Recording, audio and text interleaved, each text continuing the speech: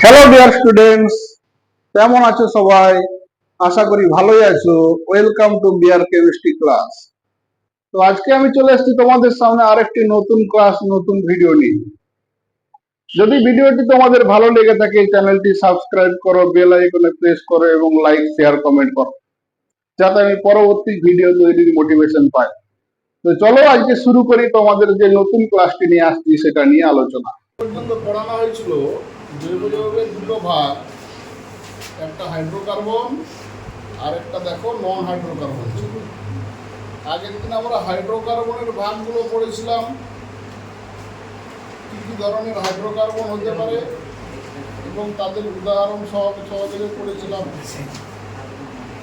আজকে আমরা জৈব যৌগের আরও একটি ভাগ পড়ব, নন হাইড্রোকার্বন।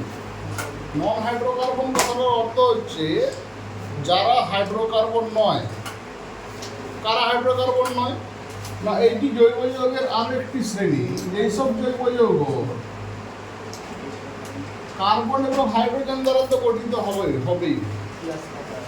এছাড়াও সামান্য পরিমাণে এখানে উপস্থিত থাকবে অক্সিজেন, নাইট্রোজেন, সালফার, ক্লোরিন ইত্যাদি পরমাণু, যেটি আমরা জৈব যৌগের তোমার সংজ্ঞাতেই প্রথমে পড়েছিলাম। নন হাইড্রোকার্বন হচ্ছে সেই সব জৈব যৌগ যেসব জৈব যৌগে কার্বন, হাইড্রোজেন ছাড়াও সামান্য পরিমাণে অক্সিজেন, নাইট্রোজেন, সালফার, ক্লোরিন ইত্যাদি ইত্যাদি পরমাণুগুলি থাকতে পারে। তো নন হাইড্রোকার্বন কাকে বলে এটা জানলাম। নন হাইড্রোকার্বনের শ্রেণীবিভাগ সম্পর্কে যদি আমরা জানি, নন হাইড্রোকার্বনের শ্রেণীবিভাগ, কত রকমের নন হাইড্রোকার্বন হয়। এই নন হাইড্রোকার্বনের শ্রেণীবিভাগ অনেক রকমের হয়। আমাদের সিলেবাসে 6টি শ্রেণীবিভাগ করতে হবে। এছাড়াও আরও অনেক বেশি পরিমাণে নন হাইড্রোকার্বনের শ্রেণীবিভাগ হয়, সবগুলো আমাদেরকে পড়তে হবে না। এই নন হাইড্রোকার্বনের শ্রেণীবিভাগ জানার আগে আরেকটা জিনিস জানতে হবে, যে নন হাইড্রোকার্বনের যে এতগুলি শ্রেণী আছে বা 6টা শ্রেণী যেখানে আমরা বললাম, এই 6টা শ্রেণী কিসের ভিত্তিতে আমরা ভাগ করব। যেমন হাইড্রোকার্বনে ভাগ করেছিলাম এক বন্ধন, দ্বিবন্ধন, ত্রিবন্ধন। এক বন্ধন থাকলে অ্যালকেন, দ্বিবন্ধন থাকলে অ্যালকিন, আর ত্রিবন্ধন থাকলে অ্যালকাইন। তাহলে নন হাইড্রোকার্বনকে কিসের ভিত্তিতে ভাগ করা হয়? না, নন হাইড্রোকার্বন পরস্পরের থেকে আলাদা হবে যেই অংশটির দ্বারা, সেই অংশটি হচ্ছে কার্যকরীমূলক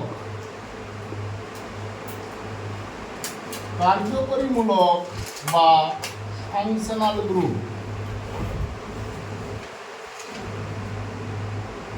এই কার্যকারীমূলক বা ফাংশনাল গ্রুপের সাহায্যে আমরা নন হাইড্রোকার্বনকে ভাগ করতে পারি।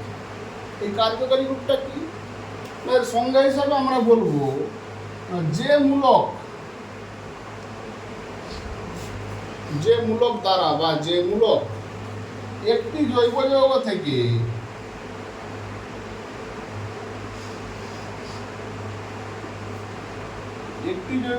থেকে অন্য জৈব যৌগকে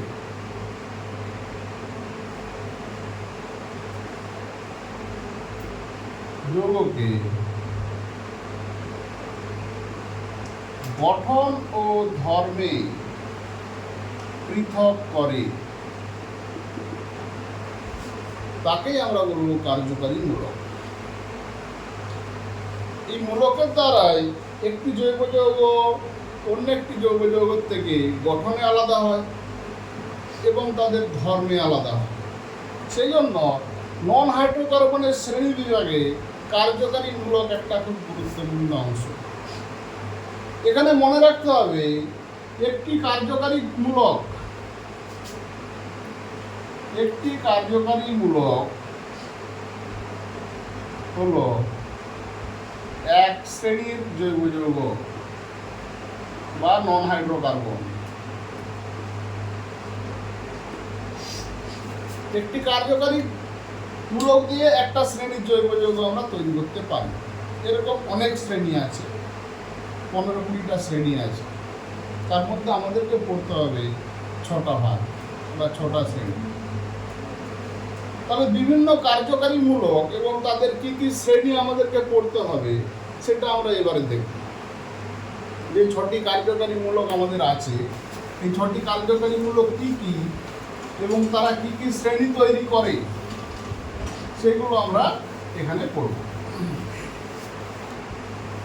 প্রথমে আমাদেরকে যেটা পড়তে হবে, না প্রথমে আমরা দেখলাম শ্রেণীর নামটাই পড়ে নিই, অ্যালকোহল।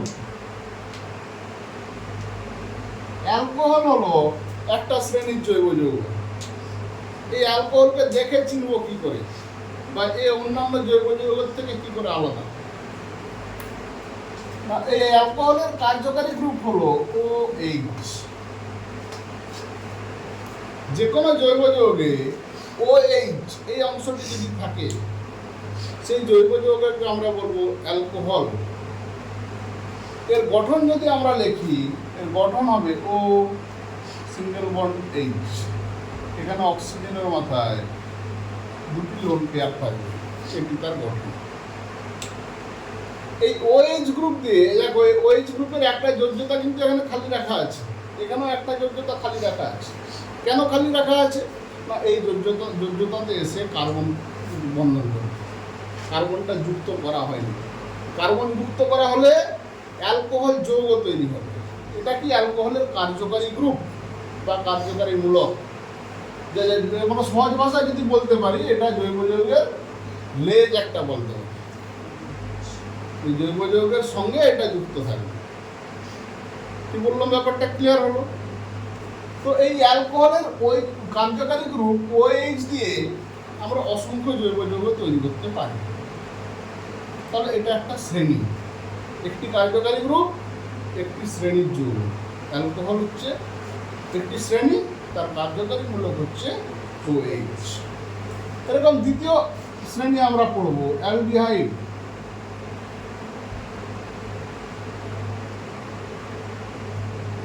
অ্যালডিহাইড, এই অ্যালডিহাইডের কার্যকারী গ্রুপ হচ্ছে CHO। যেসব যৌগে CH যুক্ত থাকবে সেই সব যৌগকে আমরা বলবো অ্যালডিহাইড গ্রুপ বা অ্যালডিহাইড যৌগ। এর গঠন যদি আমরা লিখি, এর গঠন হবে এরকম, C ডবল বন্ড H। 3 নম্বর কিটোন। কিটোন হচ্ছে আরেকটি শ্রেণীর জৈব যৌগ। এর কার্যকারী গ্রুপের সংকেত CO। তার দুদিকে দুটি যোগ্যতা খালি আছে, দুদিকে কার্বন এসে বন্ধন তৈরি করবে। এর গঠন যদি আমরা লিখি, এরকম ভাবে লিখবো, C ডবল বন্ড দুদিকে দুটি যোগ্যতা খালি আছে। বা এর গঠন অনেক সময় এরকম ভাবেও লেখা হয়, C ডবল বন্ড তার দুই দিকে দুটি বন্ধন। তাহলে বন্ধনের বিন্যাসটাকে একটু পাল্টে দেওয়া হয়েছে, আর কিছু পার্থক্য কিন্তু এখানে নেই। এরপর আমরা দেখব 4 নম্বর কার্বক্সিলিক অ্যাসিড।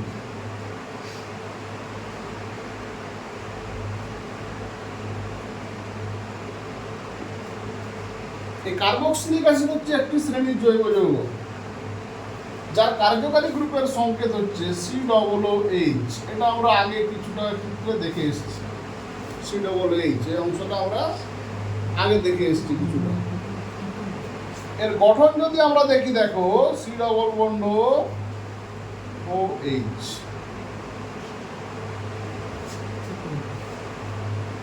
ঠিক আছে, এখানে দেখো যতগুলো জায়গায় অক্সিজেন আছে সবগুলোর মাথায় কিন্তু দুটো করে লোন পেয়ার আছে, কারণ অক্সিজেন দুটো যোগ্যতা পূরণ করেছে আর দুটো লোন পেয়ার হিসেবে রেখেছে।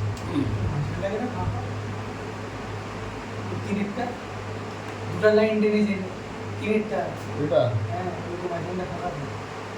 না, এখানটায় এটা আমি গঠনের সময় লোন পেয়ার দিয়েছি। এরপর 5 নম্বর দেখো, এই শ্রেণীটা পড়বো, সেটা হচ্ছে ইথার। ইথার শ্রেণীর যৌগ। এর কার্যকারী গ্রুপের সংকেত হচ্ছে O। এর গঠন এবং সংকেত একই রকম, ইথার। এরপরে 6 নম্বর যে যৌগটা আছে সেটা হচ্ছে অ্যামিন। অ্যামিন এর কার্যকারী গ্রুপের সংকেত হচ্ছে NH2। তার গঠন হিসাবে যদি আমরা লিখি, N একটা হাইড্রোজেন, এখানে একটা লোন পেয়ার নাইট্রোজেনের মাথায় থাকবে। এটি হচ্ছে 6টি শ্রেণীর যৌগ এবং তাদের কার্যকারী গ্রুপের সংকেত এবং গঠন। তাহলে অ্যালকোহল মানে একটা শ্রেণীর যৌগ, অ্যালকোহল কিন্তু নাম নয়, তার নাম আলাদা আছে, কিন্তু ওই শ্রেণীর মধ্যে অসংখ্য অ্যালকোহল থাকতে পারে। কি বললাম, বোঝা গেল? তাহলে আমরা এবার দেখব যে আমরা মোট 9টা শ্রেণী পড়লাম। নন হাইড্রোকার্বনের 6টা, হাইড্রোকার্বনের ছিল 3টা, অ্যালকেন, অ্যালকিন, অ্যালকাইন, আর এখানে পড়লাম 6টা। তাহলে মোট হলো কটা? 9টি। তাহলে 9টি শ্রেণীর জৈব যৌগ আমরা পড়লাম। আমরা এই 9টি শ্রেণীর জৈব যৌগ নিয়ে এখানে সীমাবদ্ধ থাকবে। এই 9টি শ্রেণীর যে জৈব যৌগ পড়লাম, 9টা শ্রেণীর অসংখ্য জৈব যৌগ হতে পারে। সেই জৈব যৌগকে আমরা চিনব কিভাবে, বা সেই জৈব যৌগকে আলাদা করব কিভাবে? তার জন্য যেটা দরকার সেটা হচ্ছে জৈব যৌগের নামকরণ। যদি আমরা জৈব যৌগের নামকরণ করতে পারি, কোন যৌগটা কোন কোন শ্রেণীর বা কোন যৌগটা কোন ধরনের, সেটা আমরা নামকরণ থেকে হিসাব করতে পারব। নামকরণ কিভাবে করা হবে? না, যে 9টা শ্রেণী বললাম তার অনেক অসংখ্য জৈব যৌগ হতে পারে 9টা শ্রেণীর মধ্যে। এই অসংখ্য জৈব যৌগের যদি অসংখ্য নামকরণ করা হয়, সেটা মনে রাখার ক্ষেত্রে একটা অসুবিধা হয়। সেই জন্য জৈব যৌগের ক্ষেত্রে সমস্ত জৈব যৌগের নামকরণের জন্য একটি নির্দিষ্ট নিয়ম করা হয়েছে। সেই নির্দিষ্ট নিয়ম কে করেছে? না, IUPAC। এই IUPAC কি? একটা সংস্থা। এই IUPAC এর পুরো নাম যদি আমরা দেখি, ইন্টারন্যাশনাল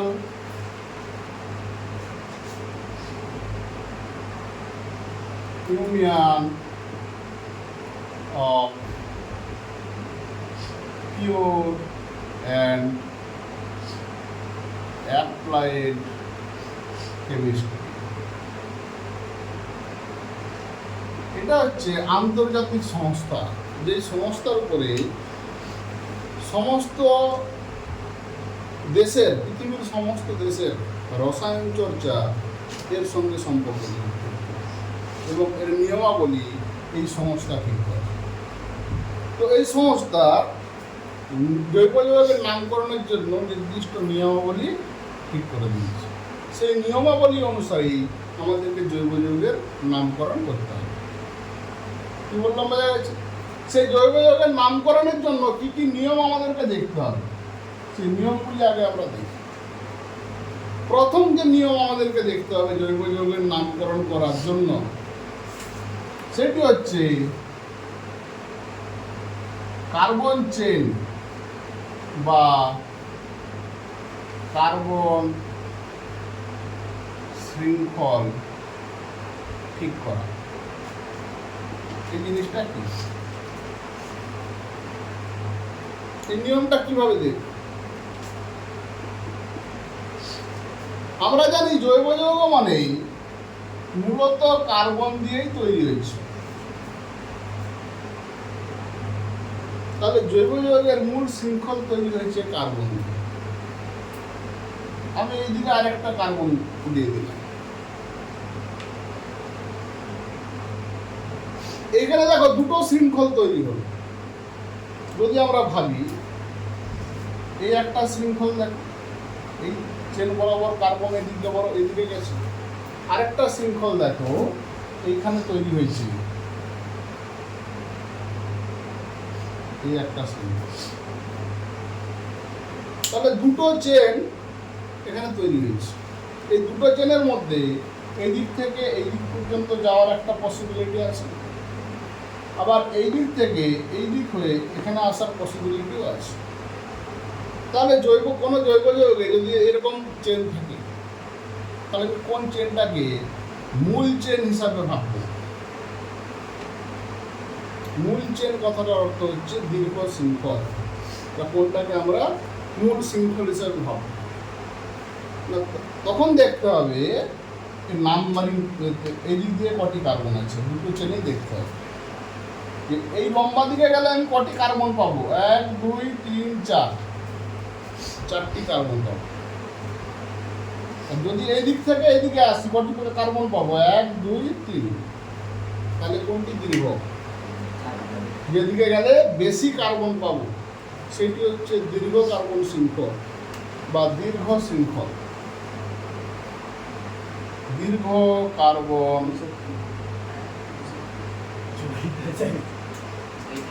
শৃঙ্খল বা মূল শৃঙ্খল।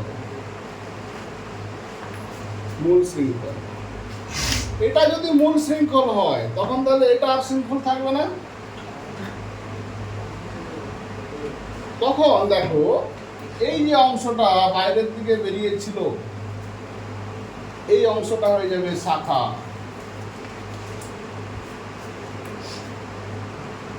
প্রথম নিয়ম এটি আমাদেরকে দেখতে হবে যে কোনটি লং চেন বা দীর্ঘ শৃঙ্খল আর কোনটি শাখা। এটা পারা যাবে।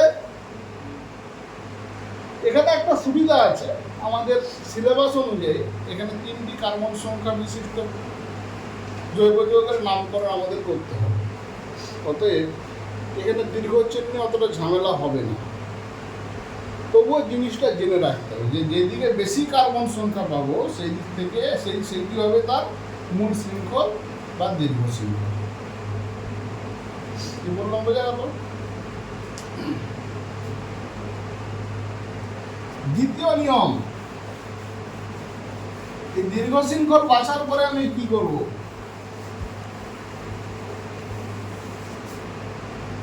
দ্বিতীয় নিয়ম হচ্ছে কার্বনের সংখ্যায়ন বা যাকে ইংরেজিতে বলি নাম্বারিং।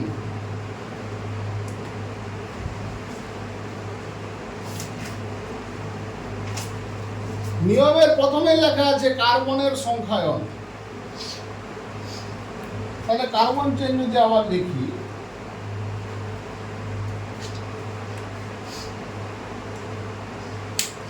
এই সংখ্যা বা নাম্বার শুধুমাত্র কার্বনের মাথায় বসবে আর অন্য কোনো পরমাণুর মাথায় বসবে না। সেজন্য প্রথমেই লেখা আছে কার্বনের সংখ্যায়ন। এবার লং চেন আমরা বেছে নিয়েছি না, এই দিক থেকে এটা হচ্ছে লং চেন। নাম্বারিং কোন দিক থেকে? না, এদিক থেকে নাম্বারিং হতে পারে। 1 2 3 4, 4টি কার্বন। ঠিক আছে, যখন এইটি দীর্ঘ শৃঙ্খল হয়ে গেল তখন এটি তো শাখা, এটার তখন নাম্বার দেওয়া যাবে না। কি বললাম বোঝা গেল? আবার কেউ বলতে পারে এই দিক থেকেও তো নাম্বারিং হতে পারে, 1 2 3 4। তাহলে কোনটি ঠিক? এখানে মনে রাখতে হবে একটা নিয়ম, যেদিক থেকে নাম্বারিং করলে শাখা বা কার্যকরী মূলক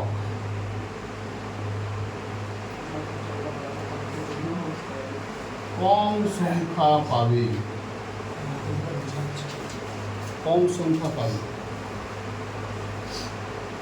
সেই দিক থেকে নাম্বারিং করতে হবে।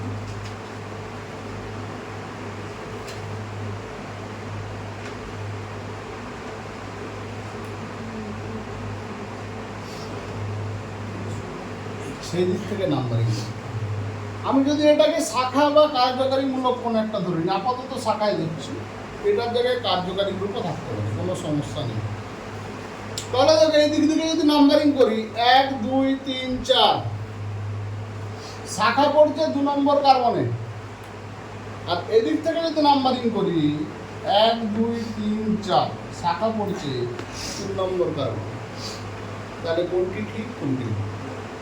তার মানে উপরেরটি ঠিক হবে, নিচেরটি হবে ভুল। সুতরাং এখানে নাম্বারিং করার সময় এই লাইনটি অবশ্যই মাথায় রাখতে হবে যে শাখা বা কার্যকারী গ্রুপ যেদিক থেকে কম সংখ্যক নাম্বারের কাছে থাকবে সেদিক থেকে নাম্বারিং হবে, উল্টো দিক থেকে নয়। কি বললাম, বোঝা গেল? এটা গেল দ্বিতীয় নিয়ম। তৃতীয় নিয়ম,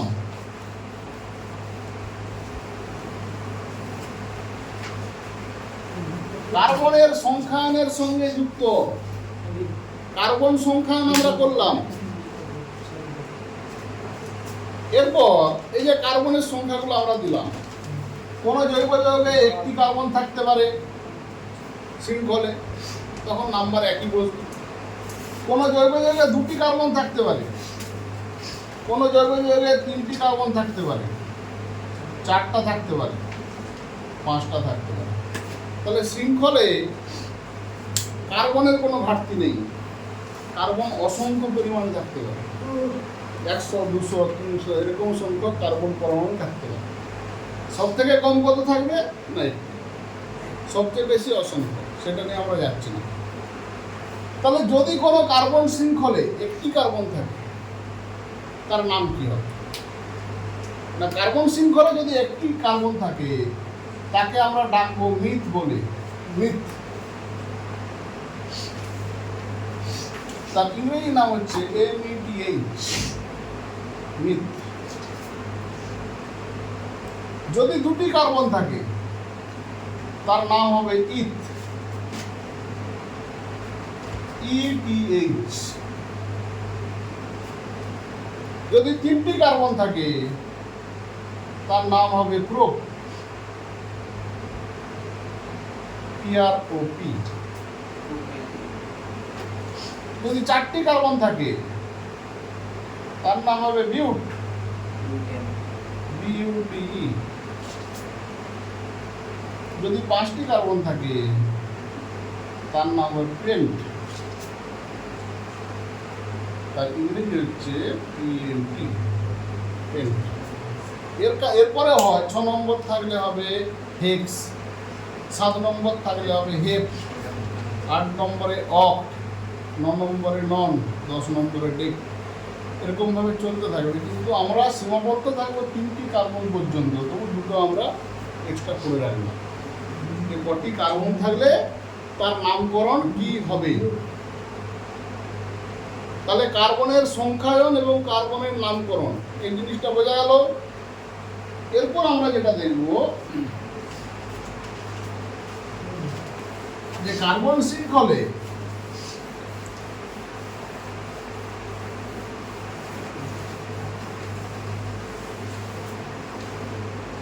তিন নম্বর নিয়ম,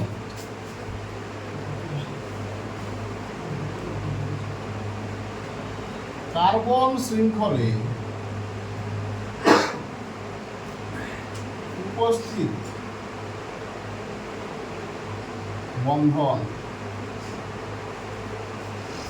কার্বন শৃঙ্খলে কি বন্ধন আছে সে অনুসারে তার নামকরণ হবে। ধরো কার্বন শৃঙ্খলে 3 ধরনের বন্ধন থাকতে পারে। এক বন্ধন, কার্বন শৃঙ্খল বলছে। এটা কার্বন শৃঙ্খল। দ্বিবন্ধন, আর কি থাকতে পারে না ত্রিবন্ধন। এই 3 প্রকারের বন্ধন থাকতে পারে কোনো কার্বন শৃঙ্খলে। যদি একটা কার্বন শৃঙ্খল আমি লিখি, এটা এখানে দেখো কার্বন কার্বনের মাঝে এক বন্ধন আছে, আরো একটা কার্বন শৃঙ্খল লিখলাম, এখানে কার্বন কার্বনের সঙ্গে দ্বিবন্ধন আছে।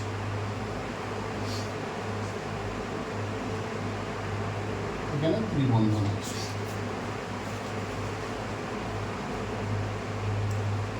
এই এক এক বন্ধন যদি কোনো কার্বন শৃঙ্খলে থাকে তার নাম কি হবে?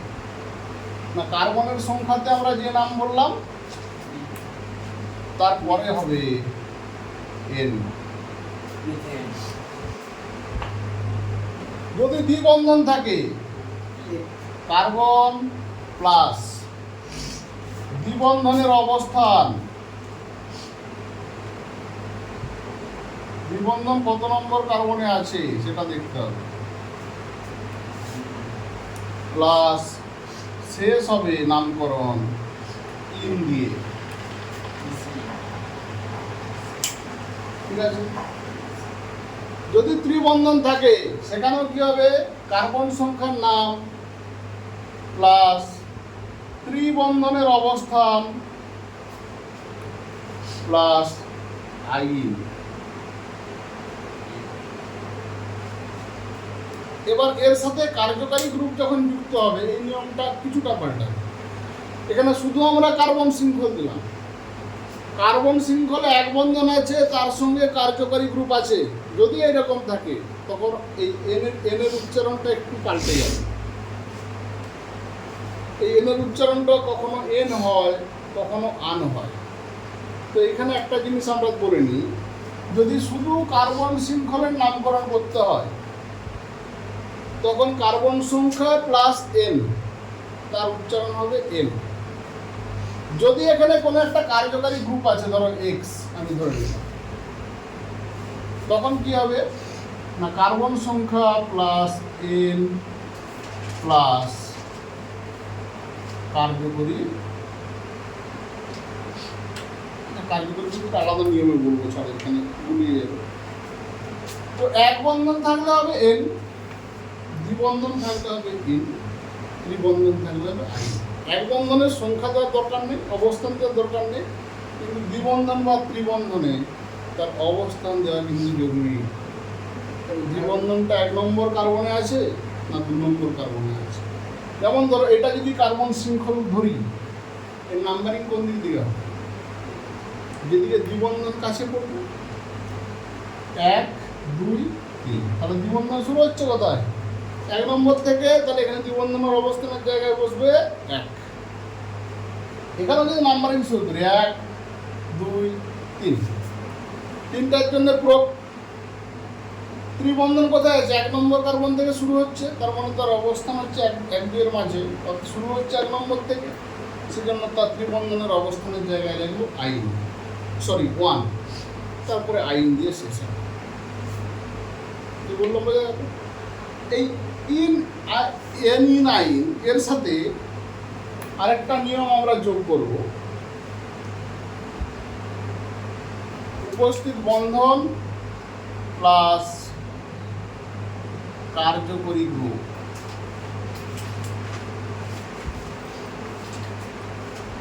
কার্বন শৃঙ্খল তো সবসময় একাই থাকবে না, সেটা শুধু হাইড্রোকার্বনে থাকবে।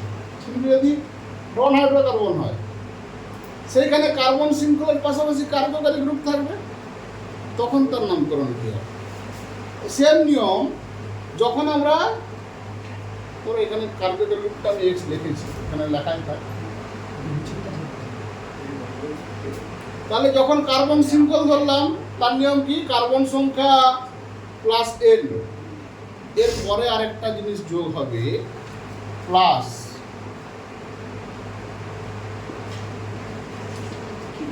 কার্যকারী গ্রুপের প্রত্যয় বা নাম। প্রত্যেকটা কার্যকারী গ্রুপের নাম শেষ হয় একটা নির্দিষ্ট অক্ষর বা নির্দিষ্ট শব্দ দিয়ে, সেটাকে বলা হচ্ছে কার্যকারী গ্রুপের প্রত্যয়। এখানেও দেখো এর সঙ্গে ধরো একটা এক্স আমি কার্যকারী গ্রুপ যোগ করে দেবো। এখানে কি হবে? কার্বনের সংখ্যার নাম, দ্বিবন্ধনের অবস্থান ইন, তারপরে হবে কার্যকরী গ্রুপের প্রত্যয়, এখানেও যোগ হবে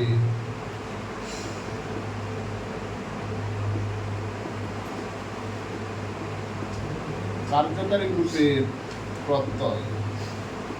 আমাদের এখানে তো এই জায়গা প্রত্যয়টা হচ্ছে প্রত্যেকটা কার্যকারী গ্রুপের জন্য ভিন্ন।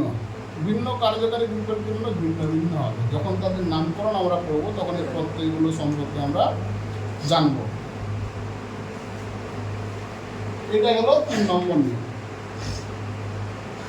এরপরে আসবো 4 নম্বর নিয়ম।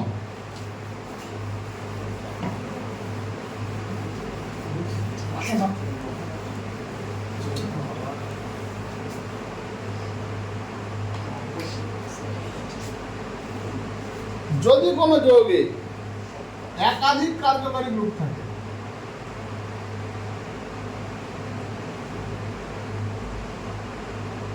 একাধিক কার্যকারী গ্রুপ যদি কোনো গ্রুপে থাকে, কোনো যৌগে থাকে, তার নামকরণের শেষের আগে, যেমন আমরা বললাম এটা একটা কার্বন শৃঙ্খল, এখানে ধরো দুটো গ্রুপ আছে, এক্স এক্স কার্যকারী গ্রুপ আছে, এর নামকরণ তখন কি হবে? কার্বন সংখ্যা অনুযায়ী নামকরণ যেটা হয় হবে। এখানে দ্বিবন্ধন বা ত্রিবন্ধন নেই, যদি থাকতো তার অবস্থান দিতে হতো। তারপরে কি হবে? এর তারপরে দেখো কার্যকারী গ্রুপের সংখ্যা অনুযায়ী একটি থাকলে কোনো সংখ্যা বসবে, নাম বসবে না। যদি দুটি থাকে বা তিনটি থাকে, কার্যকারী গ্রুপ যদি দুটি থাকে তাহলে বসবে ডাই, কার্যকারী গ্রুপ তিনটি থাকলে হবে ট্রাই, কার্যকারী গ্রুপ চারটি থাকলে হবে টেট্রা, একটা থাকলে কিছু বসবে না। প্লাস প্রত্যয়, কোন কার্যকারী গ্রুপ কোন নাম দিয়ে শেষ হবে, এটি বোঝা গেল কি যায়নি? বোঝা গেল? তো এই 4টি নিয়ম দিয়ে মোটামুটি আমরা সমস্ত জৈব যৌগের আমাদের যেগুলো আছে এর নামকরণ করতে পারি। এরপরেও আরও নিয়ম আছে, সেই নিয়মগুলো আমাদের আপাতত কাজে লাগবে। মাধ্যমিক লেভেলের জন্য এইটুকু নিয়ম জানলেই আমরা নামকরণ করতে পারি।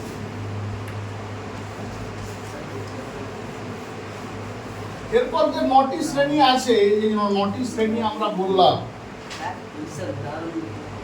হ্যাঁ সেটাই আমরা আসছি। এই যে আমরা এই 9টি শ্রেণী বললাম, এদের আইপিএসি নামকরণ এক এক করে শুরু করব। যার মধ্যে প্রথম আমরা শুরু করব অ্যালকেন। অ্যালকেন শ্রেণীর জৈব যৌগ। এই অ্যালকেন শ্রেণী কাকে বলে আমরা সংজ্ঞায় পড়ে এসেছি? সমস্ত বন্ধন এক বন্ধন, এখানে দ্বিবন্ধন বা ত্রিবন্ধন থাকবে না।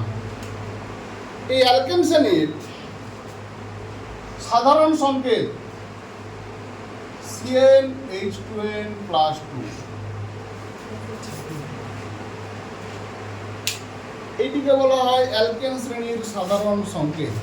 এখানে n কি না, এর যে কোনো সংখ্যা, যে কোনো সংখ্যা বলতে কি কার্বনের সংখ্যা, n এর মান 1 থেকে শুরু হতে পারে, 1 2 3 4 5 করে আমরা বসাতে পারি।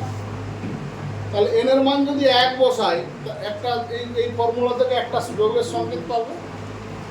n এর মান 2 বসালে তার সংকেত একটা পাবো, n এর মান 3 বসালে তার একটা সংকেত আমরা পাবো। কি বললাম বোঝা গেল? এটা গেল অ্যালকেনের সাধারণ সংকেত। এর নামকরণের নিয়ম, কোন নিয়মে আমরা নামকরণ করব? না কার্বন সংখ্যা, তার আগে প্রথম জেনে নিতে হবে। যদি শাখা থাকে, শাখার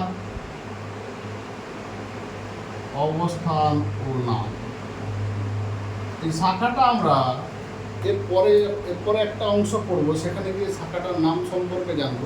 সেজন্য শাখাটা এখন পড়বো না, কিন্তু পরে কাজে লাগবে। এরপরে কার্বন সংখ্যা, যেরকম আমাদের কার্বন সংখ্যা ছিল এবং সেই অনুযায়ী যে নাম ছিল। তারপর n, তাহলে শাখার অবস্থান ও নাম, কার্বন সংখ্যা প্লাস n। এইখানে দেখো, এবার এই ফর্মুলাতে চলে যাবো। এই ফর্মুলাতে n সমান 1 বসিয়ে দাও, কি দাঁড়াচ্ছে দেখো, C1 H2n মানে H2 গুণিত 1 প্লাস 2, তার মানে CH4 CH4। তাহলে CH4 এখান থেকে কি করে পেলাম সেটা বোঝা গেল।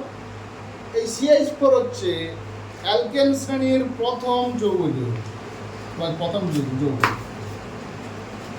এই CH4 কে বলা হয় জৈব যৌগের সবচেয়ে ছোট জৈব যৌগ, এর থেকে ছোট জৈব যৌগ হয় না। সবচেয়ে ছোট জৈব যৌগ হচ্ছে CH4 এবং প্রথম জৈব যৌগ। যদি n এর মান আমি 2 বসাই এখানে দেখো, তাহলে ওইখান থেকে কি সংকেত পাবো,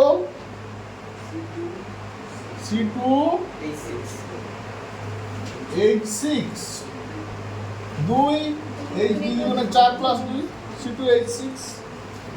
n এর মান যদি আমরা 3 বসাই, C3H8। এই যে আমরা সংকেতগুলো দেখলাম, এই সংকেতগুলো অ্যালকেনের কি করে বুঝবো, এখন তো এই ফর্মুলা থেকে ক্যালকুলেট করব। যখন ফর্মুলা দেওয়া থাকবে না তখন আমরা কি করে ক্যালকুলেট করব, মানে ফর্মুলাটি আমাদেরকে মনে রাখতে হবে, এই সংকেত বোঝাতে হবে। কি করে বলবে দেখো, 3 8 আছে, 3 দুগুণে 6 প্লাস 2, 2 দুগুণে 4 প্লাস 2, এইভাবে সংকেত মিলিয়ে আমাদেরকে বুঝতে হবে এটি অ্যালকেন কিনা। মানে স্যার অ্যালকেনের গঠনের ওইটা মনে রাখতে হবে। এটা কেন মনে রাখতে হবে, তার কারণ এটি যদি অ্যালকেন হয়, এটিতে একটি কার্বন কোনো সমস্যা নেই, এখানে 2টো কার্বন, এর গঠন কি হবে, এর গঠন লিখতে গেলে মনে রাখতে হবে এটি যদি অ্যালকেন হয় এদের মাঝে কোনো দ্বিবন্ধন থাকবে না, শুধুমাত্র এক বন্ধন। বললাম বোঝা গেল। তাহলে C2H6 এটা CH3 হয়ে গেল, এটা CH3 হয়ে গেল, বোঝা গেল। C3H8 অ্যালকেন মানে 3টি কার্বন আছে, এদের মাঝে কোনো দ্বিবন্ধন থাকবে না, সব এক বন্ধন। এবার হাইড্রোজেন দিয়ে যোগ্যতা পূরণ করো, এই কার্বনের একটি যোগ্যতা চলে গেছে, বাকি থাকছে 3টি হাইড্রোজেন দিয়ে ভর্তি করে দাও। এই কার্বনের 2টো যোগ্যতা পূরণ হয়ে গেছে, এখানে থাকবে 2টি, এখানে একটি পূরণ হয়ে গেছে, এখানে থাকবে 3টি। দেখো একটা হাইড্রোজেন মিলেছে, মিলেছে কি মিলেছে। তাহলে এই গঠন থেকে, এই সংকেত থেকে এর গঠন আমরা লিখতে পারি। তাহলে প্রথমে সংকেত আমাকে ভেরিফাই করতে হবে কোথা থেকে, না সাধারণ সংকেত থেকে। এই সাধারণ সংকেত অনেক সময় লিখতে দেয়, যে তোমাকে সাধারণ সংকেত থেকে এই ধরনেরও প্রশ্ন দেয়। ধরো তোমাকে বলে দিল 3টি কার্বন যুক্ত অ্যালকেনে হাইড্রোজেন পরমাণুর সংখ্যা কত,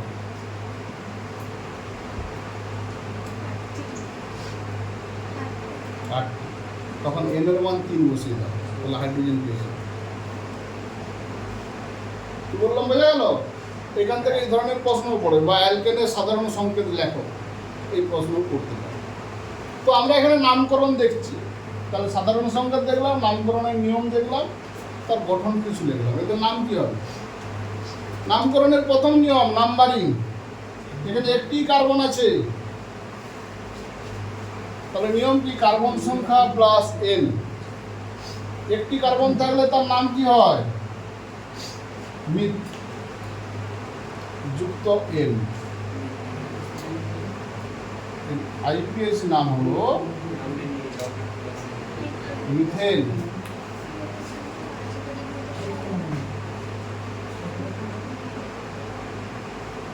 এখানে দেখো কটি কার্বন আছে, 1 2, 2টি কার্বন। আমি এই দিক থেকেও নাম্বারিং করতে পারি, দুই দিক থেকে এক। 2টি কার্বন থাকলে তার কি নাম হবে, ইথ। তাহলে ইথ যুক্ত n, শেষ হবে n দিয়ে। প্রত্যেকটি শ্রেণীর যৌগের শেষ কিন্তু একটি নির্দিষ্ট শব্দ নিয়ে, সেটা আসবে। এখানে কার্যকারী গ্রুপ তো নেই, এখানে কার্যকারী গ্রুপ এটা তো শুধু কার্বন হাইড্রোজেন, হাইড্রোকার্বন। তাহলে ইথ যুক্ত n হবে ইথেন। তিনটে কার্বন, 1 2 3, তাহলে প্রোপ যুক্ত এন, তার নাম হয়ে যাবে প্রোপেন। এটা বোঝা গেল সবার? স্যার এটা এই দিক থেকে নাম্বারিং হতে পারে। এদিক থেকেও করা যাবে, দুই দিয়ে সমান। তাহলে মিথেন, ইথেন, প্রোপেন, অ্যালকেনের আমরা তিনটি যৌগের নামকরণ করলাম। এই অ্যালকেন পড়ার সঙ্গে দ্বিতীয় কার্যকরী গ্রুপে যাওয়ার আগে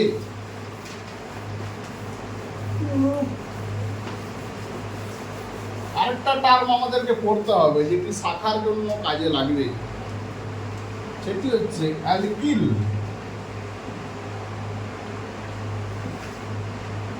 অ্যালকিল গ্রুপ। এই অ্যালকিল গ্রুপ কাকে বলা হয়? এই অ্যালকিল গ্রুপকে আমরা বড় হাতের আর দ্বারা প্রকাশ করে থাকি। অ্যালকিল কি না, অ্যালকেনের পরে এটাকে পড়তে হয়, তার কারণ সূত্রটা হচ্ছে যে কোনো অ্যালকেন থেকে একটি হাইড্রোজেন মাইনাস করে দাও, তাহলে যে অংশটি পড়ে থাকবে তাকে আমরা বলবো অ্যালকিল, বা এর আরেকটা নাম হচ্ছে অ্যালকাইল। অ্যালকিল বলতে পারি বা অ্যালকাইল এটা বলতে পারি। একটা অ্যালকেনের নামকরণ আমরা দেখলাম CH4, কার্বনের 4টা যোগ্যতায় পূর্ণ আছে, এখান থেকে একটা হাইড্রোজেন বিয়োগ করে দাও, তাহলে কি পড়ে থাকবে? CH3 পড়ে থাকবে, প্লাস কার্বনের একটি হাত খালি থাকবে, কারণ এই যোগ্যতাটা তো হাইড্রোজেনটা সরিয়ে নিয়েছে। তাহলে এই যোগ্যতাটা কেন খালি আছে না, এখানে যে কোনো কার্বনের সাথে যুক্ত হতে পারে, এইটিকে বলা হচ্ছে অ্যালকিল। এর নামকরণ কি হয় না, অ্যালকেনের নামকরণের শেষ হয় এন দিয়ে, কার্বন সংখ্যা প্লাস এন, কিন্তু অ্যালকাইলের নামকরণ শেষ হয় কার্বন সংখ্যা প্লাস আইল। তাহলে এটার নাম কি ছিল? মিথেন। নির্দ যুক্ত এন, মিথেন ছিল তো, এখানে নাম হয়ে গেল নির্দ যুক্ত আইল। কি হয়ে গেল? মিথাইল। মিথাইল। আরো যদি একটা উদাহরণ দিই, C2H6, এর নাম কি দেখে এলাম না, ইথেন, তাই তো? ইথেন। এখান থেকে একটা হাইড্রোজেন বিয়োগ করে দাও, কি পড়ে থাকবে? C2H5, এর নাম হয়ে যাবে ইথাইল। ইথযুক্ত আইল, ইথাইল। যদি ইথেনের গঠনটা আমরা লিখি, দেখো CH3 এই গঠন ছিল তো, এখান থেকে একটা হাইড্রোজেন আমি বিয়োগ করছি, এটা আমি সংকেত দিয়ে দেখালাম, এটা গঠন দিয়ে দেখাচ্ছি। একটা হাইড্রোজেন বিয়োগ করেছি, এই হাইড্রোজেন এখান থেকেও বিয়োগ হতে পারে, এই কার্বনটা থেকেও যেতে পারে, যেটা থেকেই যাক না, দুটো কার্বন যেহেতু একই, সবসময় প্রান্তীয় কার্বন থেকে হাইড্রোজেন বিয়োগ হয়, তাহলে এই প্রান্ত একই, এই প্রান্ত একই, সেই জন্য তার গঠন হয়ে যেতে পারে CH3 CH2 একটি যোগ্যতা খালি। দেখো এই দুটো মিলিয়ে C2H5 কিন্তু আসছে, বোঝা গেল কি? এই অ্যালকিল গ্রুপটা আমি কেন পড়লাম? যখন কোনো শাখা থাকবে, সেই শাখার নাম কিন্তু অ্যালকিল গ্রুপ দিয়েই হবে, তার নাম কিন্তু IUPAC হবে। শাখা কী কী থাকতে পারে তার নাম বললে তোমরা বুঝতে পারবে এটা আমরা কেন করব। সাধারণভাবে এটা থেকে প্রশ্নও আসতে পারে যে অ্যালকিল গ্রুপকে কী চিহ্ন দ্বারা প্রকাশ করা হয়, CH3 এর নাম কি, এই ধরনের প্রশ্ন আসতে পারে। বা ইথেন থেকে কোন অ্যালকিল গ্রুপ পাওয়া যায়, মিথেন থেকে কোন ধরনের অ্যালকিল গ্রুপ পাওয়া যায়? এই ধরনের প্রশ্ন কিন্তু আসতে পারে। এরপর দ্বিতীয় কার্যকারী গ্রুপ, দ্বিতীয় শ্রেণীর যৌগ, যার নামকরণ আমরা দেখব।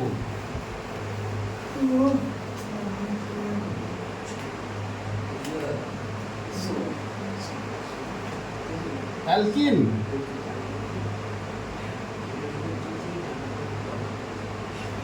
অ্যালকিন এর সাধারণ সংকেত কি হবে? CnH2n।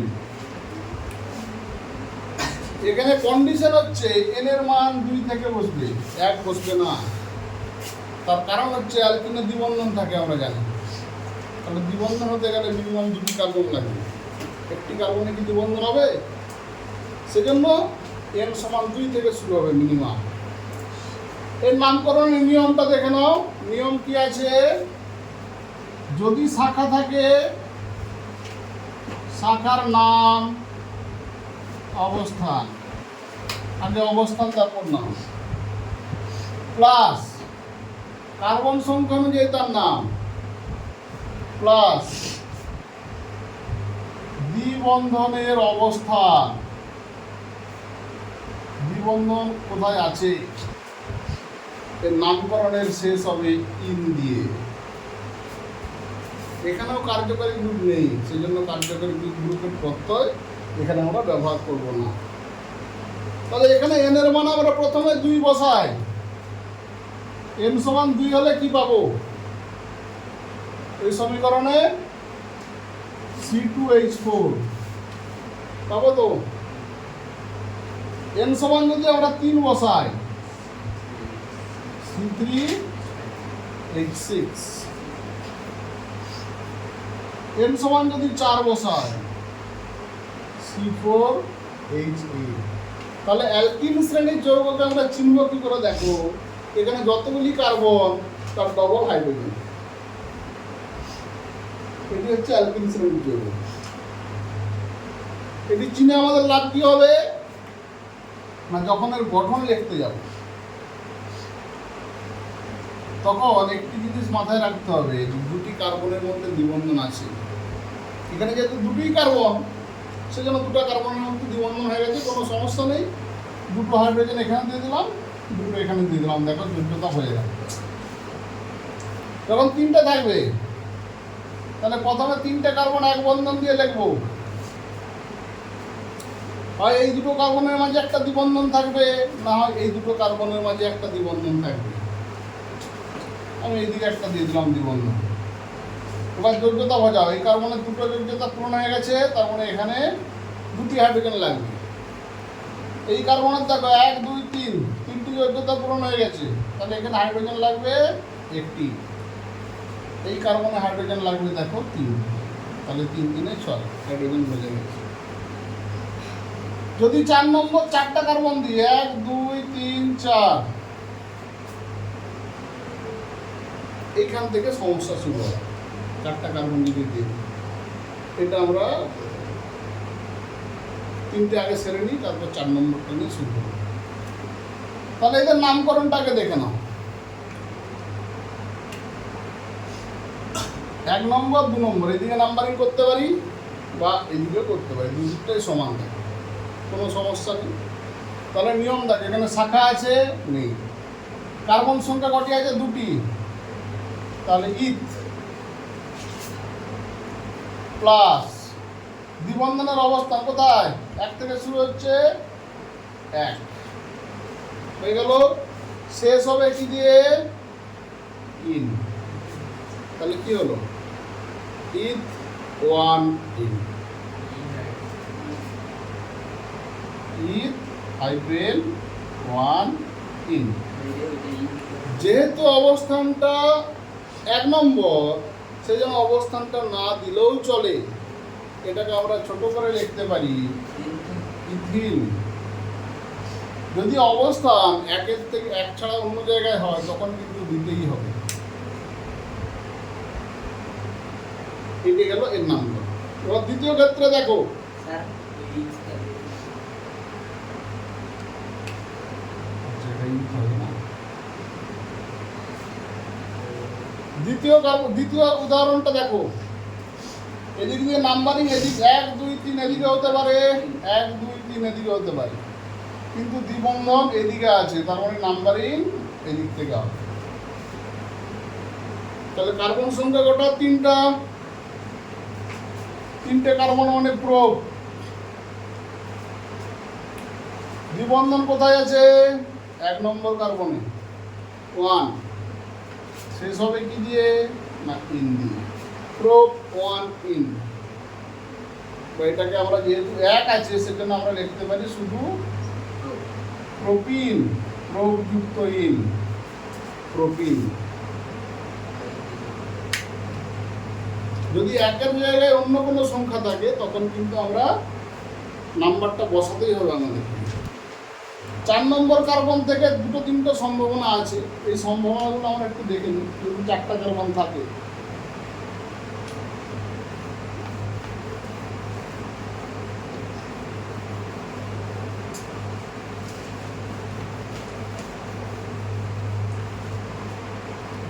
প্রথমে এটা দেখে নিই, এখানে দ্বিবন্ধন আমি দিয়ে দিলাম CH2 CH CH2 CH2।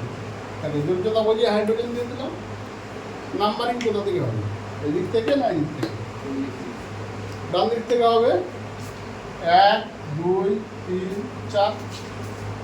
তাহলে 4টা কার্বন মানে কি? বিউট 1 ইন। কেন না 1 নম্বরে দ্বিবন্ধন আছে, বা বিউটিন লিখতে পারি, বিউটিন। সেটা দুই ধরনের কি নামটা হলো? এবার ধরো আরেকটা শৃঙ্খলা আমি লিখছি 1 2 3 4। কেউ বললো এখানে দ্বিবন্ধন থাকতে হবে, ভারী থাকবে থাকবে মানে আছে। এবার হাইড্রোজেন দিয়ে ভর্তি করো, এখানে 3টে লাগবে, এখানে 1টা লাগবে, এখানে 1টা লাগবে, এখানে 3টা লাগবে। এবার নাম্বারিং কোন দিক থেকে হবে? যে কোনো একদিক থেকে করতে পারি। এদিকে এলেও 2 নম্বরে দেখা দ্বিবন্ধন পড়বে, এদিকে যদি শুরু করি 1 2, এদিকেও 2 নম্বরে দ্বিবন্ধন পড়বে। তাহলে নাম্বারিং হলো 1 2 3 4। ঠিক আছে? তাহলে 4টা কার্বন মানে বিউট।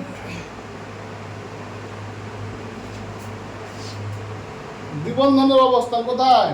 2 না 3? 2, যেখান থেকে শুরু হচ্ছে।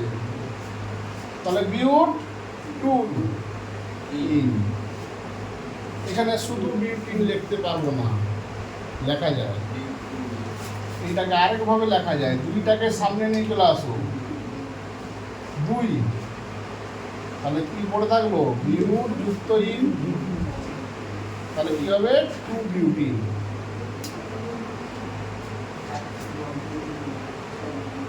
বিউট 2 ইন বা 2 বিউটিন। যেহেতু এতক্ষণ পর্যন্ত দ্বিবন্ধনটা 1 নম্বরে ছিল, সেজন্য এই সংখ্যাটার গুরুত্ব ছিল না। কিন্তু যখনই 2 নম্বরে চলে আসছে দ্বিবন্ধনটা, এই সংখ্যাটা না দিলে কিন্তু ভুল। এখানে দ্বিবন্ধনের অবস্থানটা খুব জরুরি। এইটা হলো একটা পসিবিলিটি। আরেকটা পসিবিলিটি হতে পারে, দেখো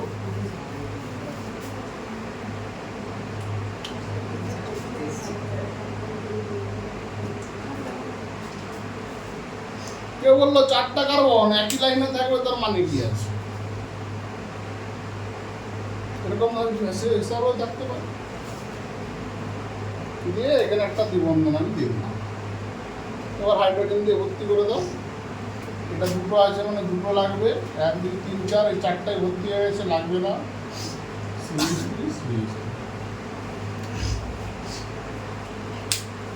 এবার নাম্বারিং।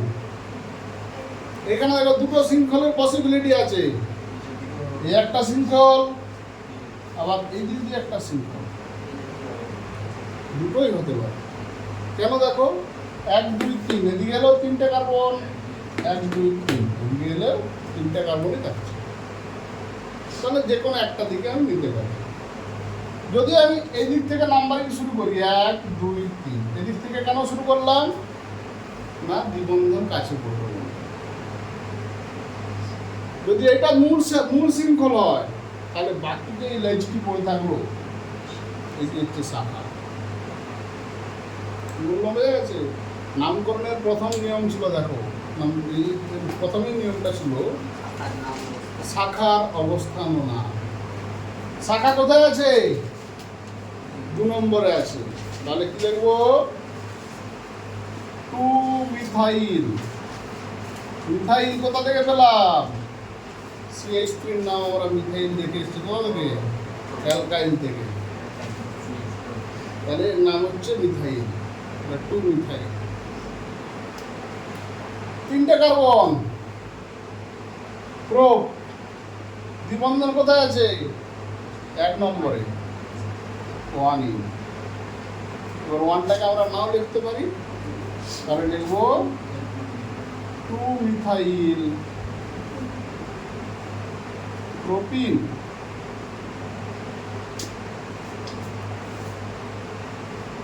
বুঝতে পারলে কি পারলে? বোঝা গেছে? এটি গেল অ্যালকিনের নামকরণ।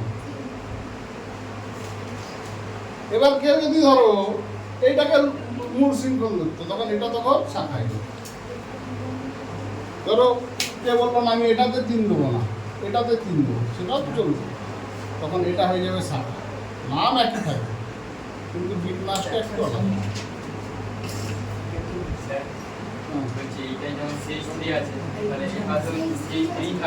কোন পাশে? এটা? হ্যাঁ হ্যাঁ, CH3 মানে মিথাইল।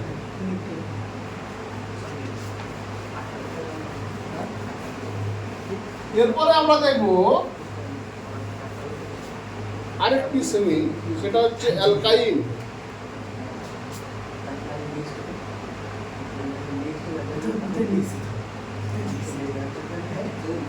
অ্যালকাইন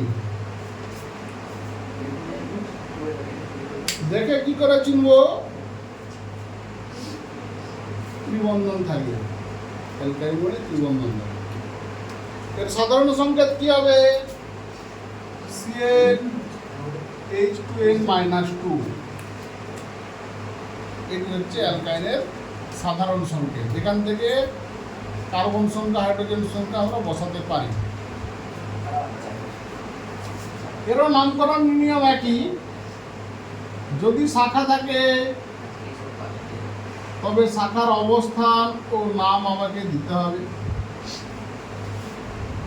ঠিক আছে? প্লাস কার্বন সংখ্যা প্লাস ত্রিবন্ধনের অবস্থান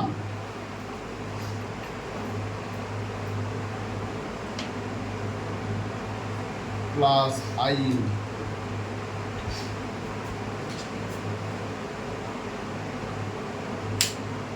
এবার ওই ফর্মুলা থেকে কি কি যৌগ পেতে পারি দেখো। এখানেও কিন্তু n এর মান 2 থেকেই শুরু হবে, কারণ ত্রিবন্ধন মানে 2টি কার্বন ছাড়া সম্ভব না। তাহলে সবচেয়ে ছোট অ্যালকাইন হচ্ছে n এর মান 2। সেই জন্য 2 যদি বসায় তার সংকেত হবে, n সমান যদি 2 বসায় তার সংকেত হবে CH2। n এর মান যদি আমরা 3 বসাই হবে C3H4।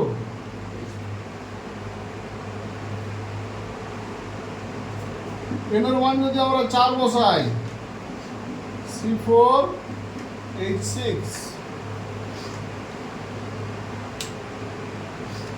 এভাবে আসতে পারে। C2H2 এর গঠন কি? ত্রিবন্ধন তো থাকবেই, অ্যালকাইন মানে। এদিকে একটা হাইড্রোজেন দিয়ে দাও, এদিকে একটা হাইড্রোজেন দিয়ে দাও। C3H4 মানে 3টে কার্বন, একটার মাঝে ত্রিবন্ধন, 2টো কার্বনের মাঝে ত্রিবন্ধন দিয়ে দাও, বাকিগুলি হাইড্রোজেন দ্বারা পূরণ করে দাও।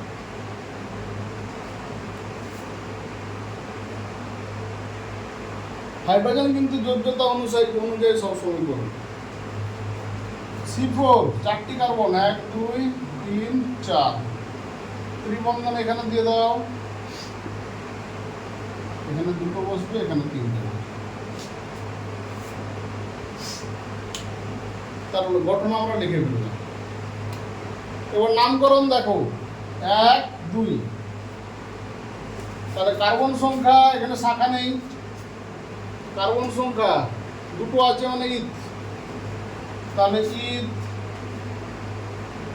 তারপর ত্রিবন্ধনের অবস্থান 1, তাহলে ইথ 1, শেষ হবে কি দিয়ে আইন, ইথ 1 আইন।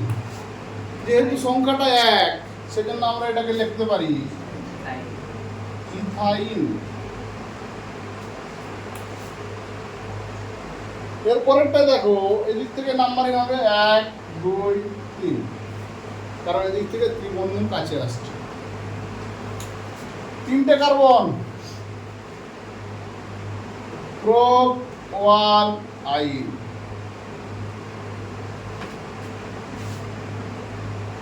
যেহেতু সংখ্যাটা 1 সেজন্য আমরা লিখতে পারি প্রোপাইন।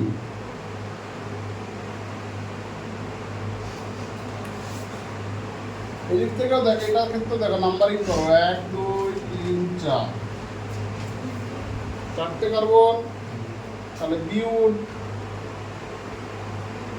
1 নম্বরে ত্রিবন্ধন, তাহলে 1 আইন, বিউট 1 আইন, বা এটাকে আমরা লিখতে পারি বিউটাইন। এবার এটার আরো দুটো সম্ভাবনা আছে, সেটা আমরা একটু লিখি।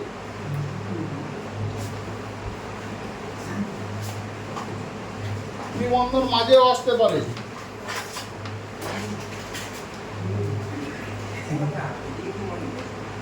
ত্রিবন্ধন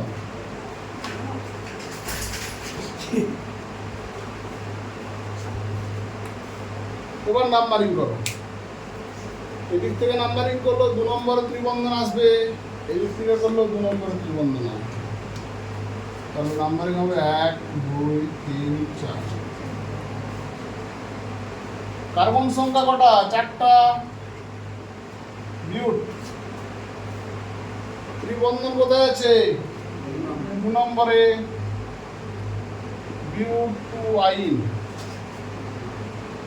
তো আমরা বলতে পারি এটাকে, দুইটাকে আগে নিয়ে চলে আসো, 2 বিউট যুক্ত আইন, তার মানে 2 বিউটাইন। কি বললাম বোঝা গেছে?